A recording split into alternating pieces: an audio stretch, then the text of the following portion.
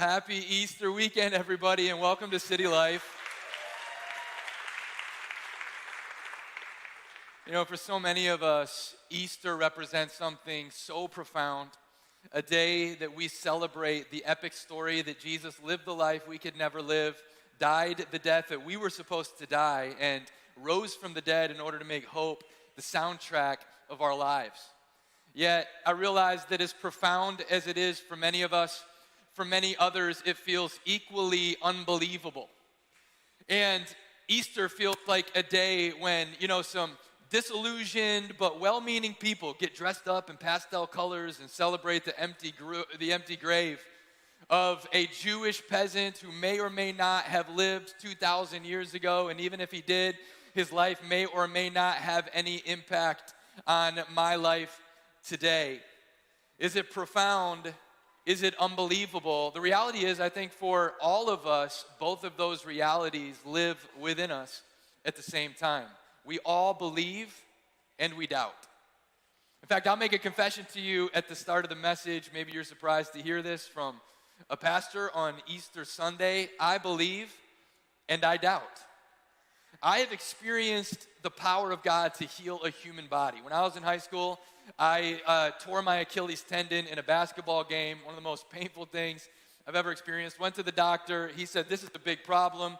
You're not going to play again this season." And then that Wednesday night, in a gathering like this, we were worshiping God. I prayed, and I felt a warm sensation on the back of my foot. I started jumping up and down on one foot in that worship service, and I played every game the rest of that season pain-free. And I believed. And then I'll never forget a Sunday several years ago at City Life after preaching a message about the healing power of Jesus. Walking off the stage, and in the back hallway, a member of our church ran at me shouting in protest as he came near to me, because for years he had been praying over and over and over that God would heal his wife, yet every single day of her life she woke up with chronic pain. And as he buried his weeping head in my shoulder, I doubted. I have stood in Uganda under a tent, and I remember meeting the mayor of the town, this small village that we were in, who was known throughout the entire village and had been totally blind for years. And I had the opportunity to gently put my hand over his eye and pray for him, and I watched a miracle happen right before my eyes as God touched him, and his eyes opened up, and he was able to see perfectly. And I believed. And I remember standing in a hospital room at Jefferson over my father-in-law's body as he had been for 2 weeks being supported there by the machines artificially. And as we were there, literally thousands of people all over the world had been praying for him, that God would touch him, that he would stand up, that he would walk out of that hospital room. Yet that isn't what happened. And as we stood around him saying goodbye in that moment, I doubted. As a pastor, I have seen hundreds of lives changed by the power of God's grace. I have seen people set free from decades-long addictions.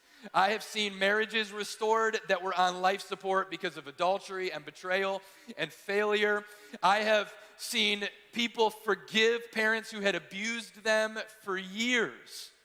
And I've also sat in a counseling session with a man that I had recently baptized in water, believing that his life was changing, only for him to leave that counseling session and end his own life a few days later.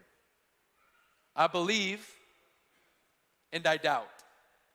And even in the response to those stories, we can feel the tension, can't we? From the clapping and the cheering to the deep breathing, because we can all recognize the realities of the tension that is there. And I think it's easy to come into a room like this where belief feels so common and think that there are two camps, believers and unbelievers. But I wonder today if belief and doubt may be, instead of something that separates us and divides us, something that runs like the edge of a razor through the soul of every human being. And I want to tell you today the story of a woman named Martha, a sister who had a close relationship with Jesus, yet experienced the tension between belief and doubt in her own heart. And the story's in John chapter 11, the Gospel of John, and we'll start in verse 17. When Jesus arrived at Bethany, he was told that Lazarus had already been in his grave for 4 days. Bethany was only a few miles down the road from Jerusalem, and many of the people had come to console Martha and Mary in their loss. When Martha got word that Jesus was coming, she went to meet him, but Mary stayed in the house. Martha said to Jesus, "Lord, if only you had been here, my brother would not have died. But even now, I know that God will give you whatever you ask." Jesus told her, "Your brother will rise again." "Yes," Martha said, "he will rise when everyone else rises at the last day." Jesus told her, "I am the resurrection and the life.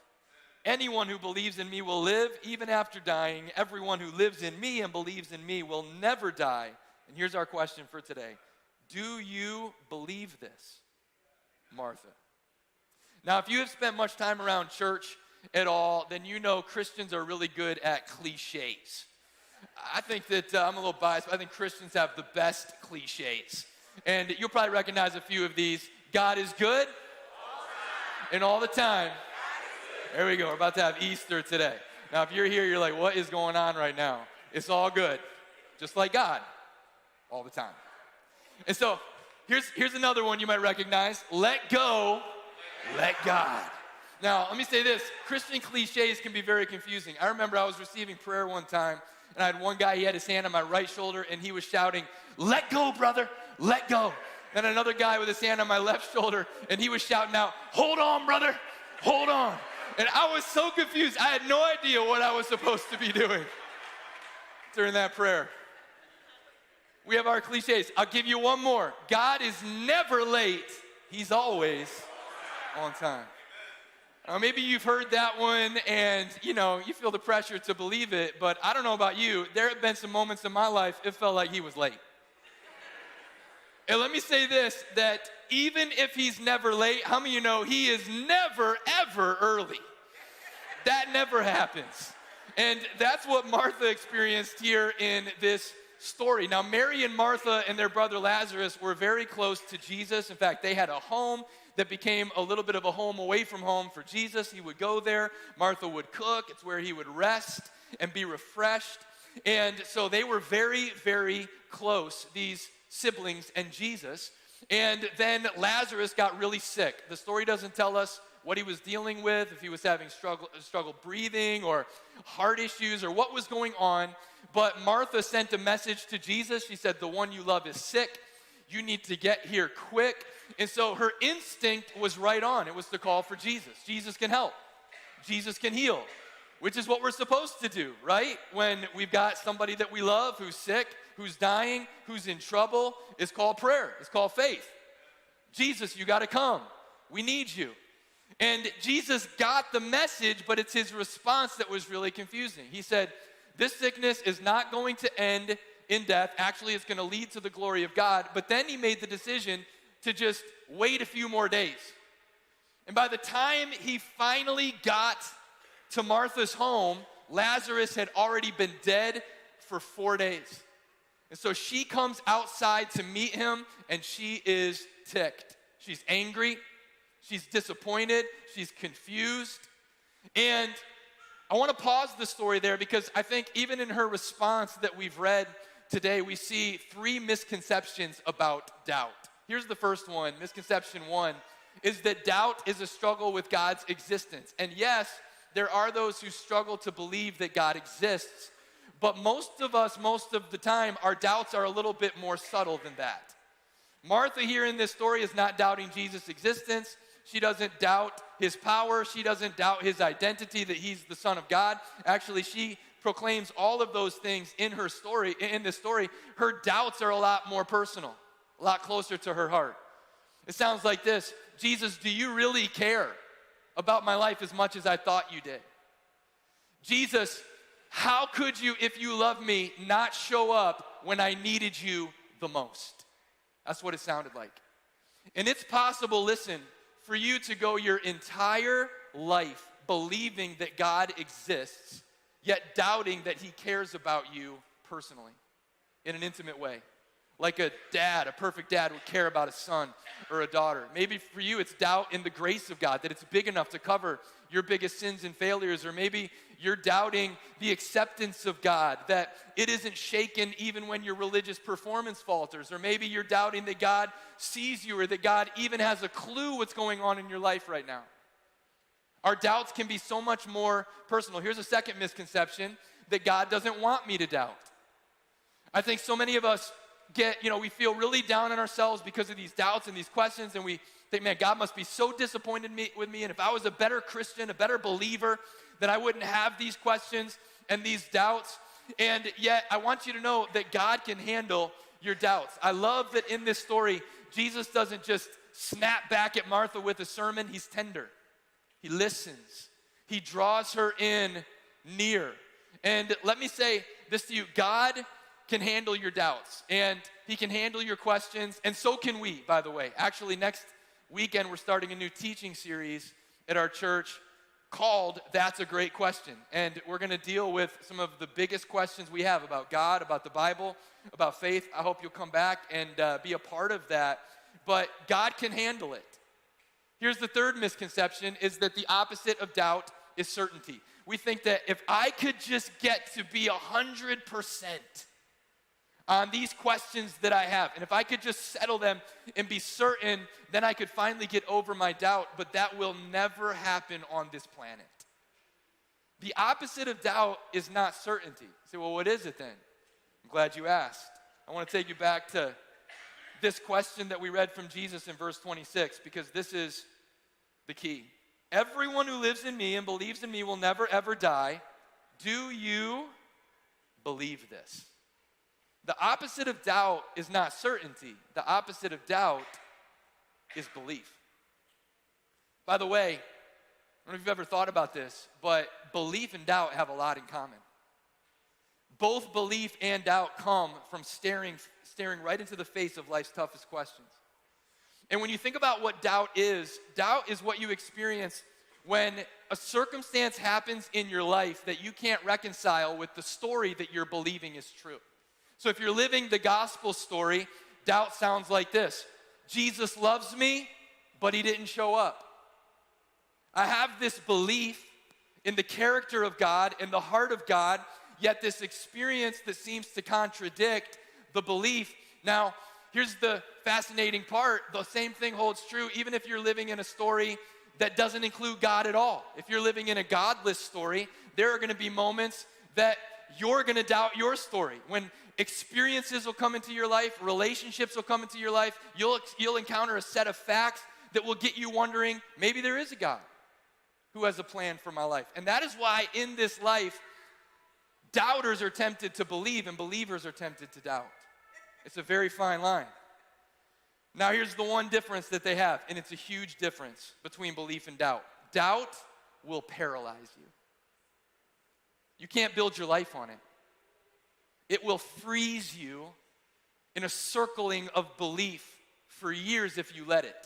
Doubt can even eventually block your destiny because you cannot through it discover why you were created.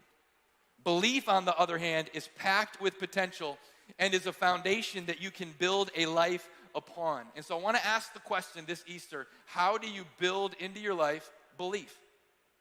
How do you begin to experience it? And so I want to give you three just really practical thoughts that we see in this story. And the first one is this: how do you build belief? Number one, be honest with God.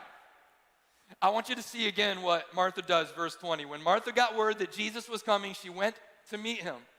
But Mary stayed in the house. Martha said to Jesus, Lord, if you had only been here, my brother would not have died.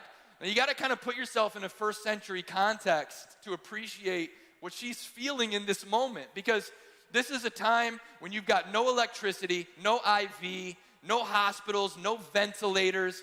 And if you have ever been with somebody at the end of their life, you know how ugly death can be. And in a context where you have no hospice, no way to make that more comfortable for somebody, it is hot, and here's Lazarus, and we don't know what sickness he had, but what we do know is that it came on suddenly and it took him out quickly, so that we know it was most likely violent.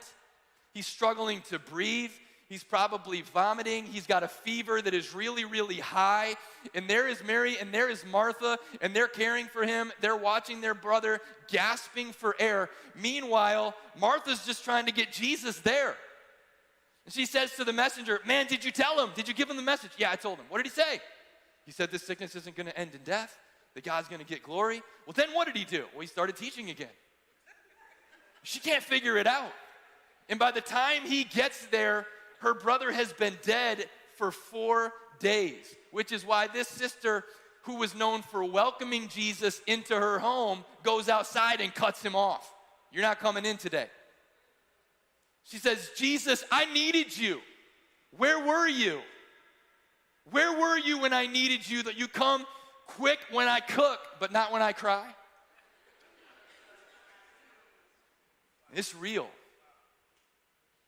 And one courageous thing that she does that I have so much respect for in this story is she doesn't avoid Jesus.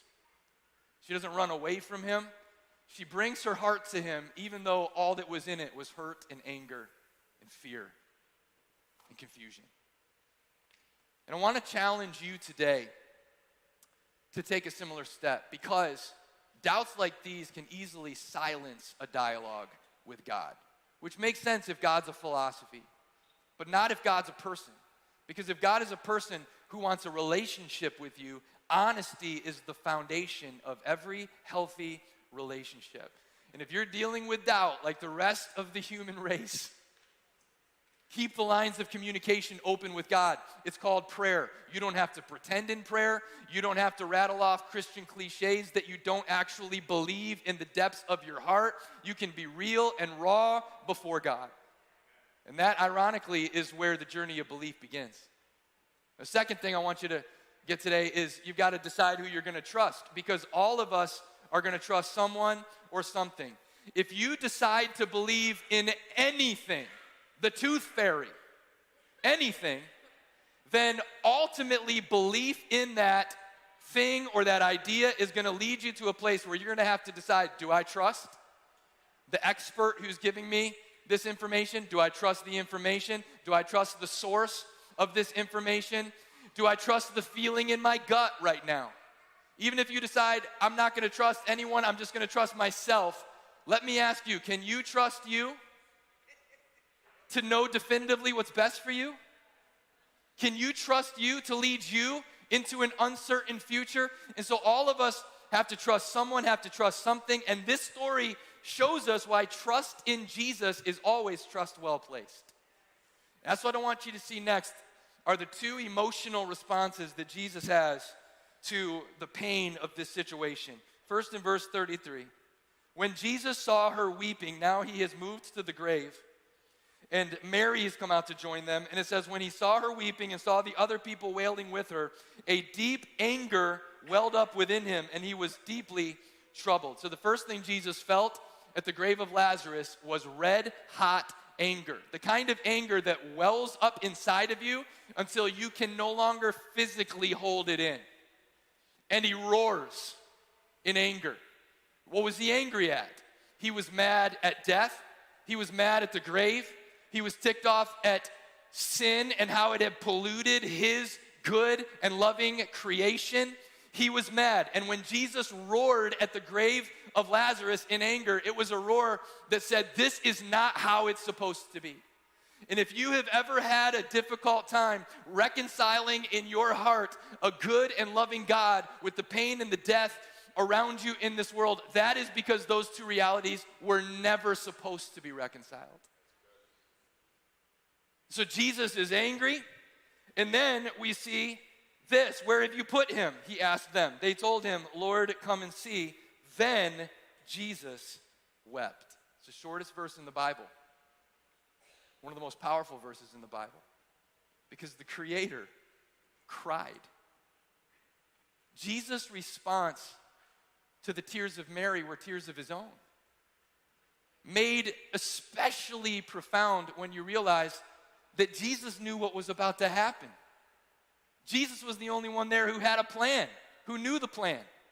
Yet even though he knew what was about to go down in 30 minutes, he entered in. He couldn't resist entering into the pain and the trauma around him because Jesus' heart is tender and it will never be closed towards you. And so I want to say to you today that you can trust him. How can I trust him? If I don't understand what he's doing, you can trust him because he is a good and loving God, and because everything he does in your life and allows to come into your life is because he hates what hurts you and is absolutely for you.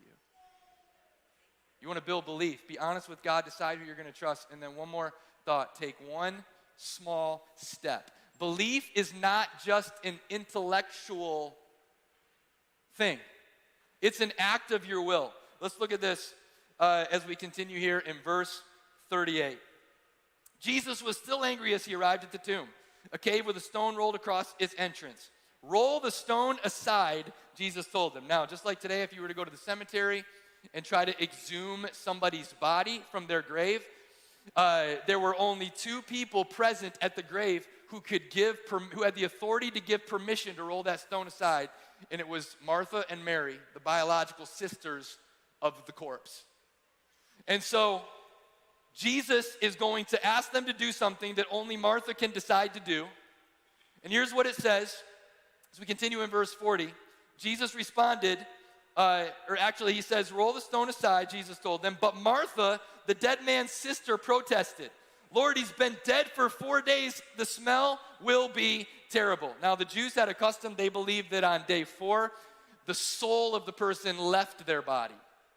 In other words, when she says it's been 4 days, it means he's dead. Dead. Like Jesus, too little, too late. Like this is over. And if we roll the stone away right now, it is going to stink.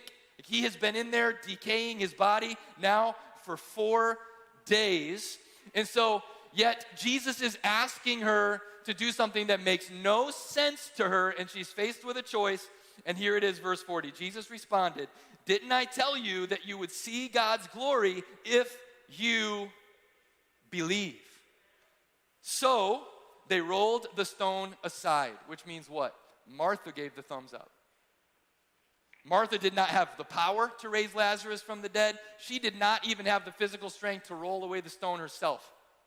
But she was the only one with the authority to say, go ahead, Jesus, do it. And when Martha gave the thumbs up and rolled the stone away, say, well, how in the world does Martha get to the point where she can take that step? I think there is a little clue back in verse 26 that we read that I want to take you back to, verse 22 rather. These two words, I think, give us the clue. Martha said to Jesus, Lord, if you had only been here, my brother would not have died. But even now, I know that God will give you whatever you ask. Even now, while I'm holding all of these questions and all of this pain and hurt and confusion, even now, I believe. Now, what's more common today is what I call now that faith. Now that faith says, now that you've answered all my questions, I'll believe. Now that I have gathered all of the evidence I need for your existence, I will trust you. But what could happen in your life if you could trade your now that faith for even now faith? Because now that faith will keep you circling belief for the rest of your life. Even now faith is the faith that says, even now that my brother has been dead in the tomb for 4 days, I will still believe that you can work. And even now, with all of the relationships dead in my past, I believe that you can introduce a new and healthy one. And even now, with more dead dreams behind me than future hopes out in front of me, I believe that you still have a plan. It's even now, faith, in the midst of it. Because we often think that God's waiting for us to get over it so that he can give us faith, when God's asking you right in the middle of it to declare your faith and your belief that he can still get it done. Even now, I believe, even that I can't feel it and see it, that you're working. Even now, that I'm still broke, still lonely, still confused, still, God, even now, I believe. And here's the problem with now that faith. As long as you are waiting for God to meet your expectations, He can't exceed your expectations.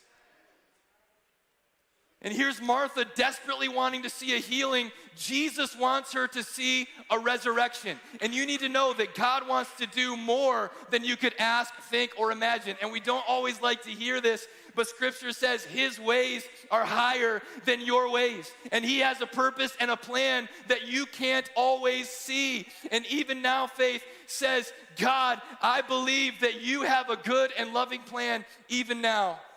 But I can't see it. Is to take a small step. And she takes the step and they roll the stone away, and look at what takes place. So they rolled the stone aside. Then Jesus looked up to heaven and said, Father, thank you for hearing me. You always hear me, but I said it out loud for the sake of all these people standing here so that they will believe you sent me. It's a funny little Bible humor aside there, I think, in my mind. Then Jesus shouted, Lazarus, come out. And the dead man came out, his hands and feet bound in grave clothes, his face wrapped in a headcloth. Jesus told them, unwrap him and let him go. Can you see this in your mind? They roll the stone away, and everybody is just bracing themselves for the stench of death to hit them in the face. And instead of the smell of death, this funeral's about to turn into a party.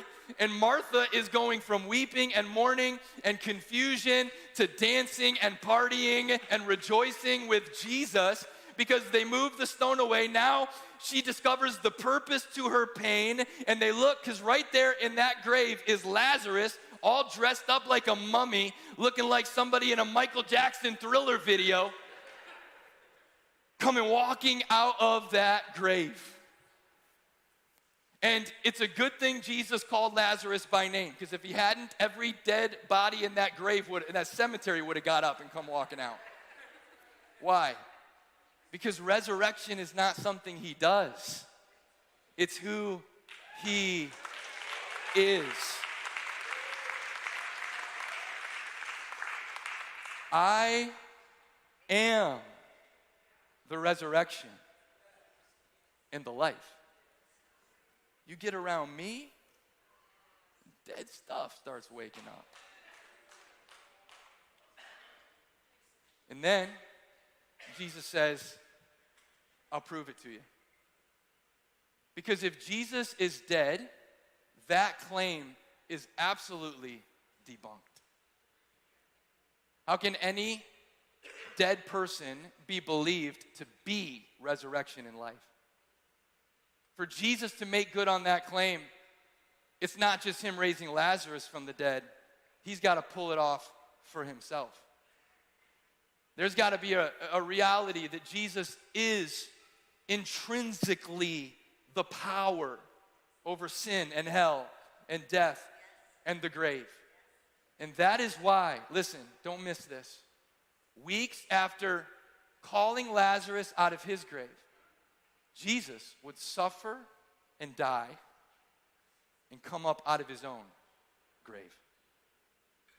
The first resurrection was for Lazarus and his sisters. The second one was for you.